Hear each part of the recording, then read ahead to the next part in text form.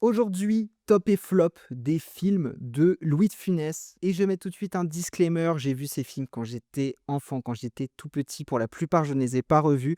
On va faire cette tier list uniquement aux souvenirs d'enfance. La Grande Vadrouille, déjà tout petit, je n'aimais pas vraiment les films de guerre, même les films comiques. Donc pour moi, c'était un flop. C'est un de ceux qui m'a le moins marqué, un de ceux qui m'a le moins fait rire. À tous les Fantomas, je peux les mettre dans les tops. C'était vraiment dans mes films préférés de Funès. Je trouvais ça ultra hypnotisant, ultra intriguant, ce personnage avec un masque qui pouvait devenir n'importe qui. J'adorais l'idée. Le Grand Restaurant, celui-là, c'est un des seuls que j'ai revu assez récemment, il y a un an peut-être. Le Petit Baigneur, pareil, c'était ok tier. Il m'a pas marqué plus que ça. Le Gendarme à New York, alors on va faire toute la série des gendarmes là tout de suite. Mais le Gendarme à New York, c'est le pire de toute la série des gendarmes. Dans le même vent, on avait le gendarme et les gendarmettes qui, bon, je trouve un petit peu au-dessus du gendarme à New York, mais c'était vraiment, je pense, un des pires de la série, de la saga, entre guillemets. Avec le gendarme se marie, on upgrade un petit peu. Je me souviens avoir un peu plus rigolé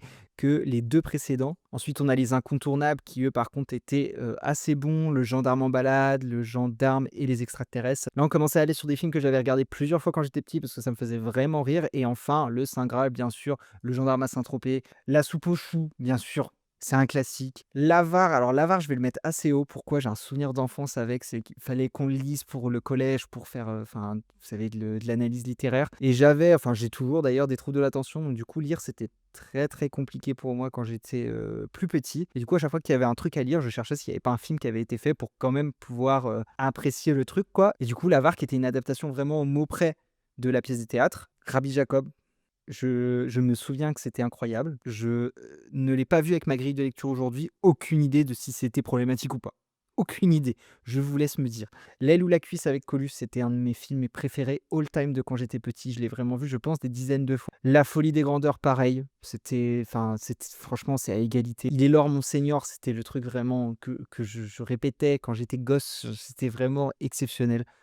Et le Corneau, pareil, peut-être un petit peu moins bien que ces 3-là, mais c'était vraiment un de mes, best films de Funès quand j'étais petit. C'est la première fois que je rencontrais Bourvil au cinéma. C'était vraiment une bonne expérience. Une deuxième tier list que j'ai un peu envie de faire, mais alors celle-là, je suis sûr à 100 que les films étaient problématiques à l'époque, c'était les films avec Jackie Chan. Je me souviens de Rush Hour et à mon avis, Rush Hour, ça a tellement, mal vieilli, je n'ai vraiment pas envie de le revisionner aujourd'hui.